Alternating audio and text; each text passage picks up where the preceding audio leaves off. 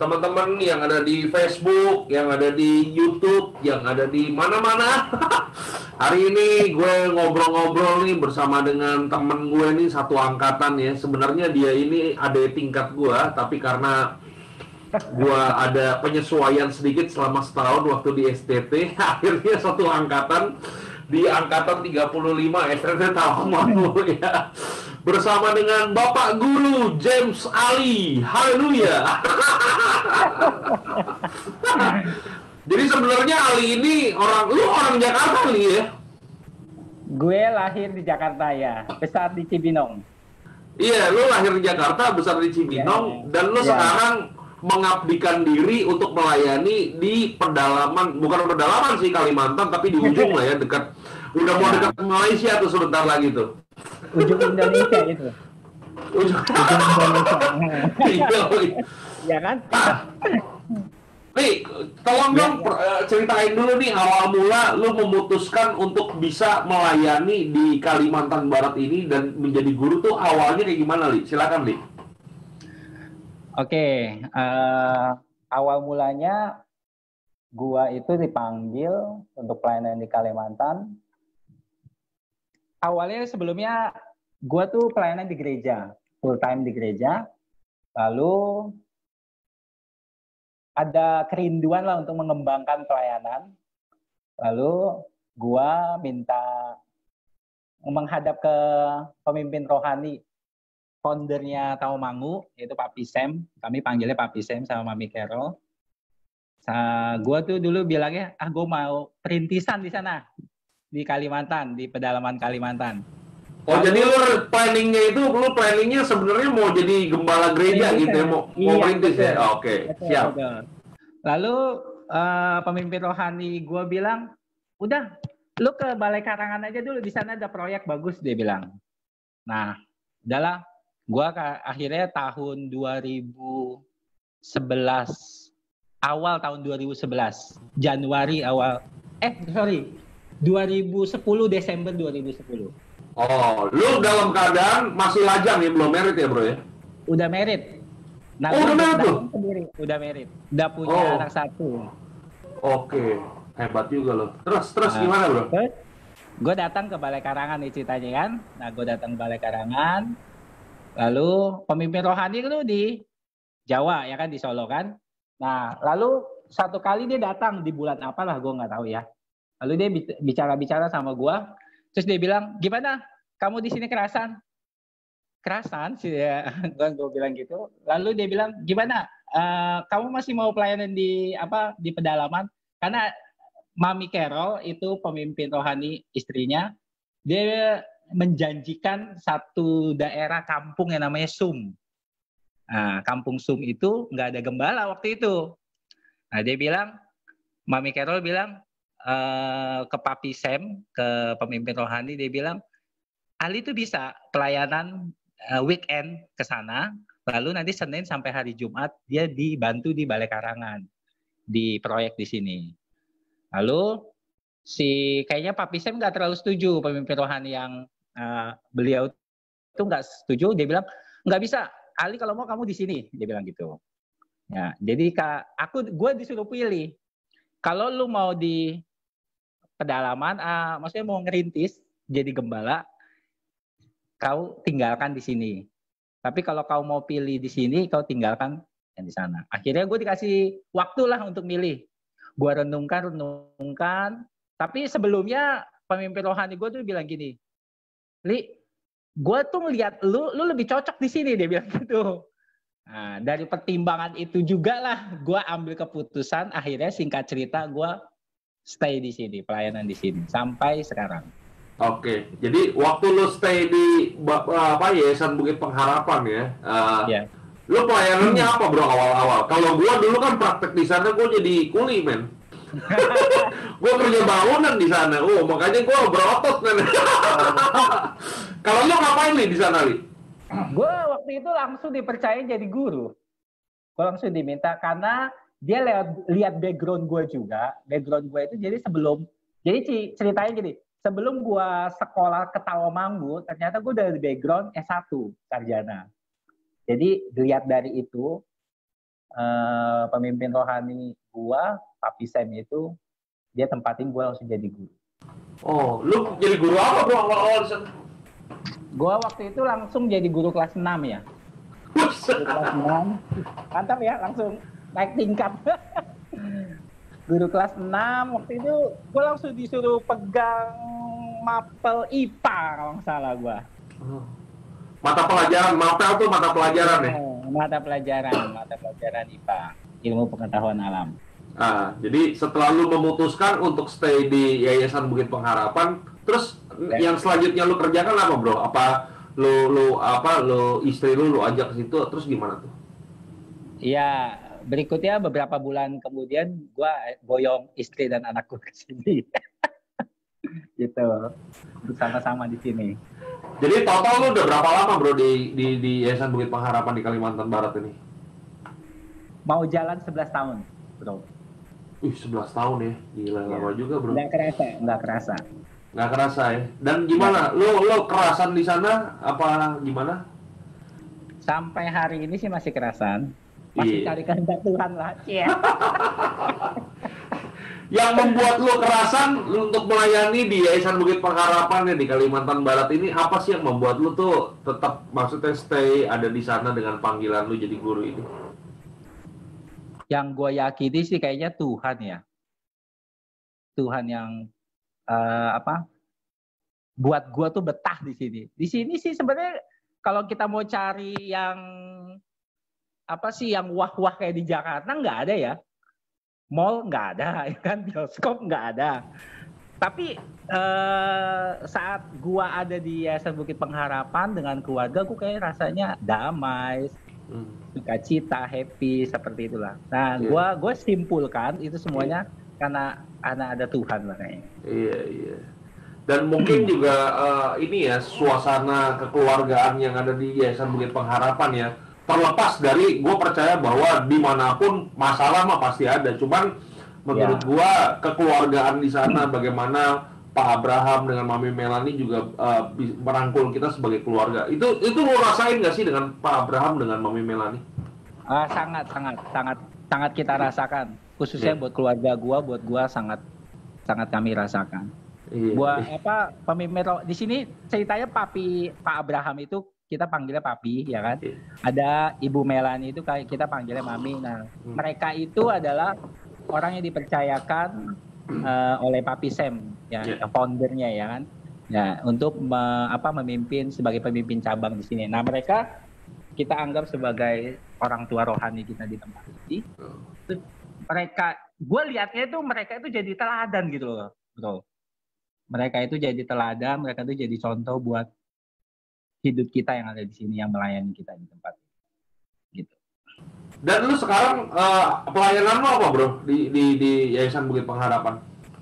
Gue masih sekitar dunia pendidikan, nggak kemana-mana.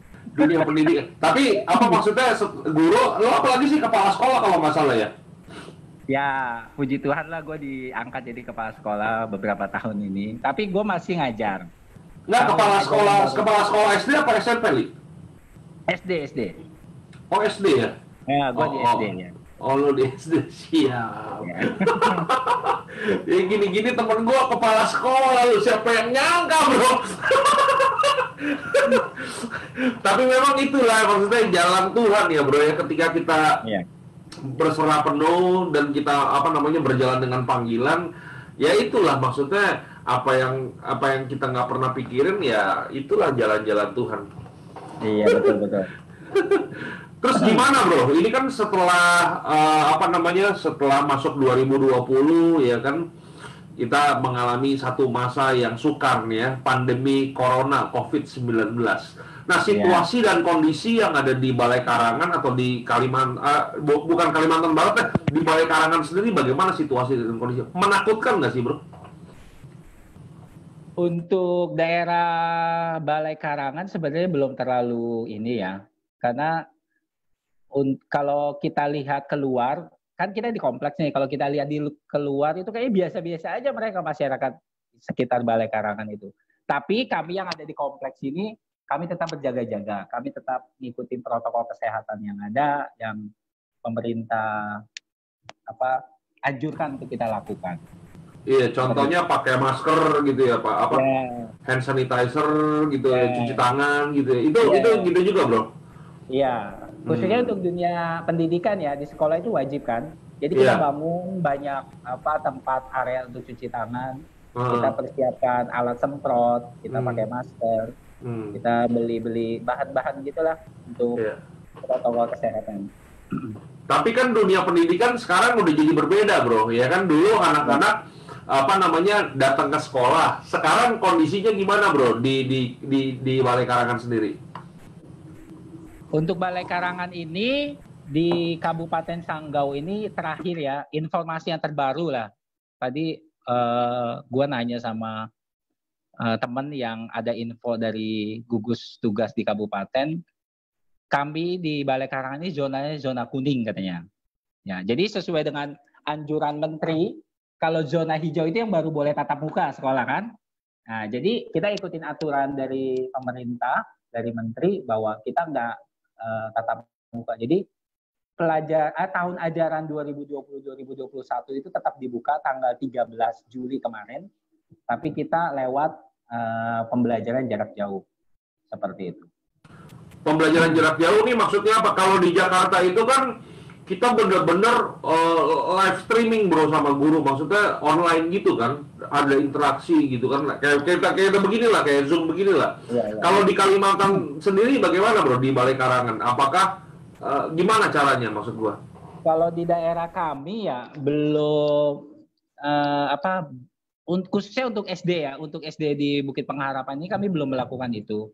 Karena pertama kami melihat orang tua ya yang masih gagap teknologi gitu. Ya, jadi masih banyak orang tua yang belum bisa pakai Zoom, pakai itu. Jadi kalau sekolah kami lewat WA. Jadi kami persiapkan media-media pembelajaran, video-video pembelajaran. Jadi kami akan kirim ke mereka. Lalu kami juga bagi buku-buku paket pegangan untuk mereka belajar sebagai panduan. Nah, nanti kami combine dari video pembelajaran itu, kami combine dengan buku paket yang kami bagikan. Seperti itu. Lalu ada tugas-tugas nanti, dan mereka akan kirim via WA semua. Oh, oke. Iya. Terus gimana, bro? Tapi untuk daerah kami, di kota masih bisa ya, bro ya. Tapi kalau udah masuk kampung-kampung, itu kayaknya udah agak sulit. Beberapa kampung yang jauh, kampung yang nggak terlalu jauh dari sini aja udah agak sulit sekali. Karena beberapa kepala sekolah telepon gua, aduh gimana nih ya, dia bilang. Jadi mereka agak sulit. Banyak orang tua juga yang nggak punya WA, banyak orang tua yang handphonenya mungkin masih jadul ya. Iya. Seperti itu. Kalaupun punya WA belum tentu kuotanya ada gitu ya, Li ya. Betul. Jadi kesian nih. Ya, jadi kesian nih buat teman-teman guru-guru yang ada di pedalaman atau anak-anak yang benar-benar ada di pedalaman.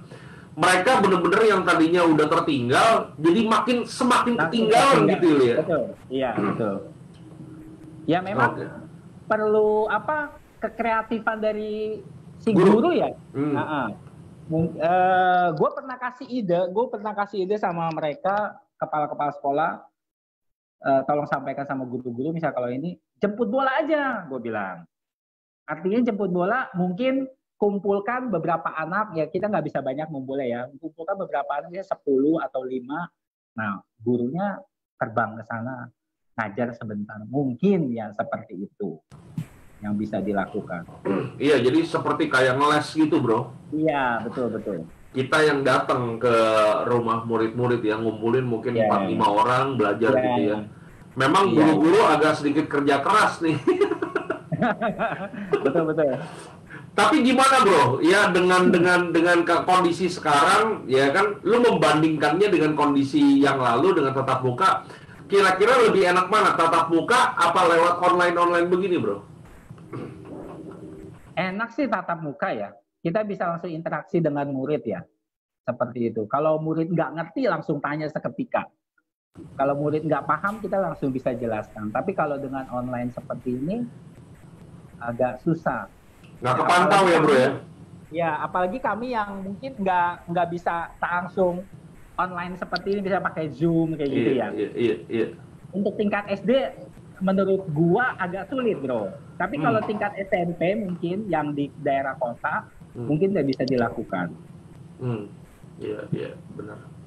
Terus gimana bro anak-anak anak-anak asrama kan di Yayasan Bukit Pengharapan kan ada anak-anak asrama. Nah anak-anak asrama yang ada di yayasan ini dipulangkan apa tetap stay di yayasan? Kita pulangkan. Jadi di asrama ini sementara kosong. Jadi tapi ada beberapa anak yang kita sebut anak yayasan. Mungkin tahu ya, anak yayasan itu anak yang dibiayai sama yayasan. Oh iya. Jadi kita tarik mereka. Jadi kita tarik mereka kita belajar tatap muka dengan guru yang ada di sini. Karena itu hanya beberapa aja, nggak banyak. Oh, jadi kok sepi dong, bro ya? Iya, sepi banget. Aduh, iya. Dan gimana, bro? Jadi setelah anak-anak dipulangin, biasa kan di yayasan itu kan ramai kan, makan malam ramai, makan siang ramai, ketawa ketik. Sekarang suasananya gimana, bro? Jadinya di sana? Ya, kalau dibilang suasana seperti banyaknya anak-anak ya enggak lah ya. Jadi sepi lah, bro. Sepi. Terus hanya beberapa anak, hanya sekitar berapa ya? 10-20 anak lah paling di sini. Anak-anak yayasan yang ada.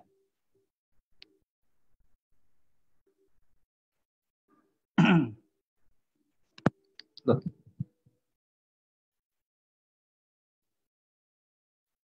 Kok nggak kedengeran, bro? Oh ya, halo, udah ya. Si Patrick komen. Ya. Dia bilang punya kuota nggak ada signalnya katanya. Signalnya, memang di sana signal sulit ya. Kalau di yayasan kan udah pasti pakai wifi kan, bro? Ya itu yang agak sulit malah. Iya. Jadi gue beli nih. Wah, ini beli ini, bro. Iya. Kalau nggak bisa lancar gini, bro. Oh, bukannya ada wifi, bro, di sana? Iya, wifi tapi kurang bagus ya. Nggak ngerti juga lah ya. Mungkin. Oh gitu. Nggak, waktu gua kesana, yang terakhir, Iya. Itu kan wifi-nya bagus tuh. Iya. Kalau di Patrick kan tahu sekarang tinggalnya di atas sana di ujung. Iya. Nah dia nggak dapet tuh. Oh dia nggak ada? Nggak dapet. Kalau di sekolah sih memang nggak dapet. Tapi mungkin nggak terlalu lancar kalau kita pakai kuota kayak gini. Oh. Oke gitu. Mungkin gini gua kasih solusi ya, bro ya. Iya. Lu tahu aplikasi Spotify nggak? Belum tuh gua. Oh, lu nggak tahu ya. Jadi gini, jadi maksudnya kalau lu kirim bahan pengajaran lu pakai video itu kan download atau uploadnya itu kan kuotanya gede kan? Iya. Nah kalau Spotify itu dia itu hanya pesan suara, bro. Dan ntar gambarnya gimana? Oh lu ngajar mesti begini sih ya, susah juga ya. Iya. Memang suara juga boleh lah, tapi kan nggak selalu begitu. Iya, dan kalau anak SD rada susah ya kalau nggak ada gambarnya, bro ya. Apalagi matematika gitu coba. Aduh. Ribet. Terus gimana, bro? Untuk menyiasati ini semua ya, maksudnya apa nih yang dilakukan oleh Yayasan Bukit Pengharapan buat apa lingkungannya? Dari yayasan apa dari sekolah nih? Yayasan ya? Dari yayasan sekolah bukan sih? Bukan ya? Beda ya? Kalau dari yayasan kan dari papi mami kan? Maksudnya apa yang dilakukan. Kalau kira-kira yang mereka lakukan apa, bro? Di SD suruh pasang internet sendiri. Oh gitu ya? Karena kan model pembelajaran kan online gini perlu kuota. Ya mereka motivasi, mereka bilang dengan perubahan ini kita harus ngikutin. Iya. Dan satu pesan ya waktu doa pagi pemimpin rohani kami bilang di tempat ini kita harus tetap berkualitas. Gitu. Oh iya dong, harus dong. Di sana apa sih internetnya mahal apa gimana bro? Sama aja kan sebenarnya kayak di Jakarta kan? Sama IndiHome gitu kan sama paketnya. Oh, di IndiHome di sana paketnya berapa? Yang berapa? Yang 10 Mbps atau yang 20 ya? Waduh, gua lupa. Yang 10 Mbps berapa bro? Kalau nggak salah ya 400-an ya gitu. Kalau yang 20?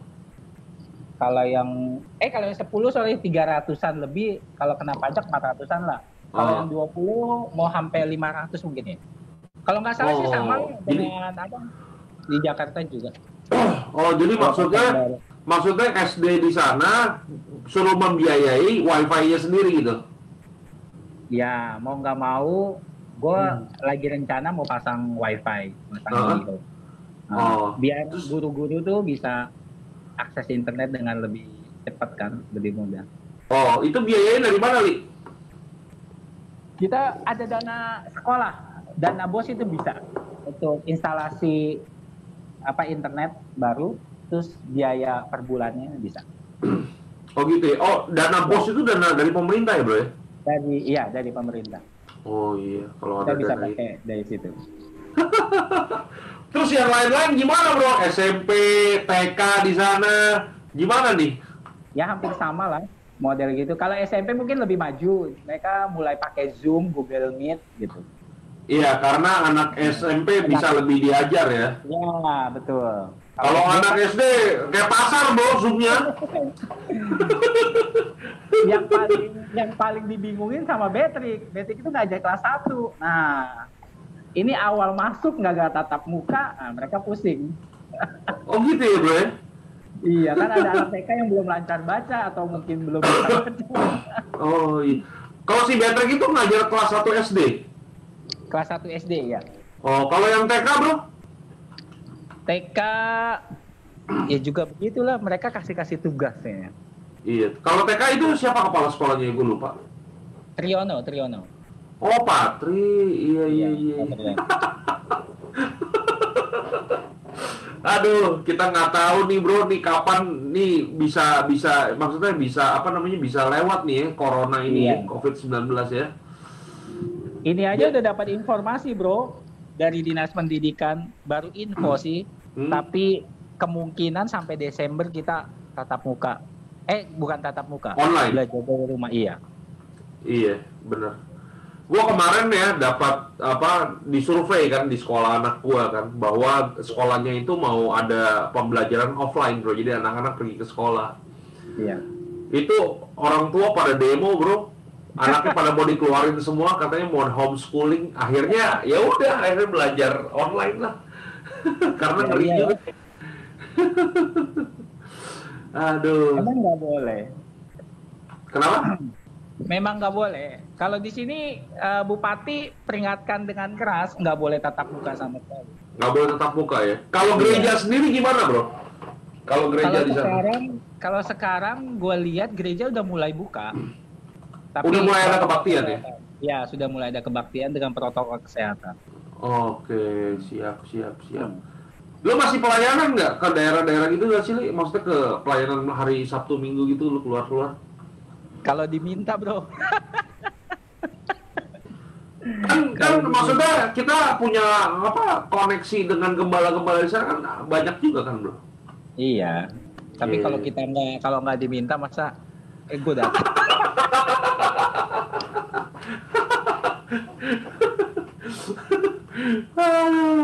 Tapi seru loh bro itu pelayanan di sana, gue bener-bener menikmati juga sih gue ada di sana tuh melayani daerah-daerah. Lu datang lagi lah.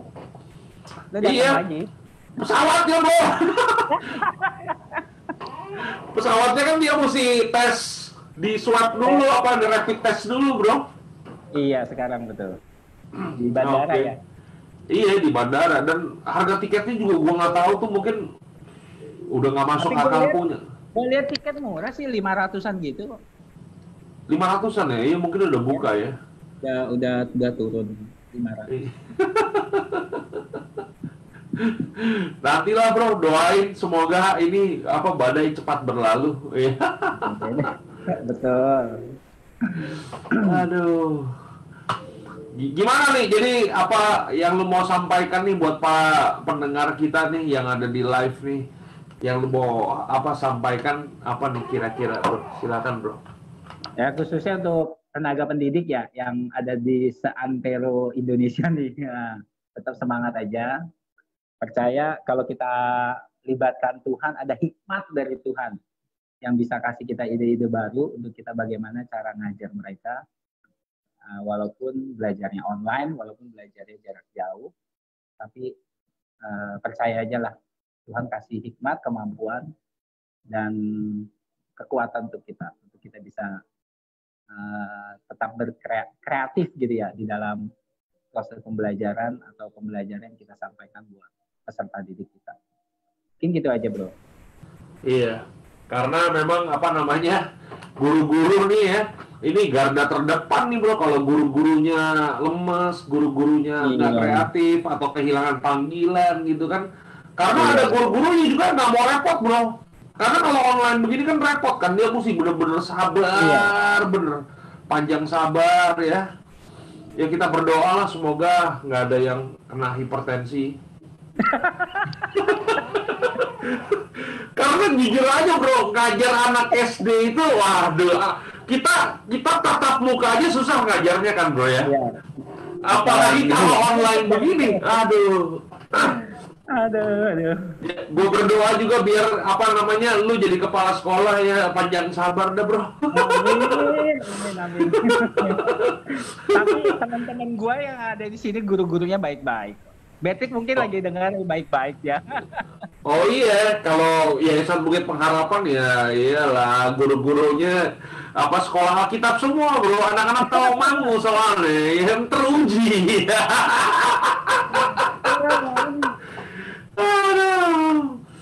Siap deh. Oke, buat teman-teman yang ada di Facebook, sekian pembicaraan kita. Kita stop dulu live Facebooknya. Tuhan memberkati. God bless you. Mantap. God bless you.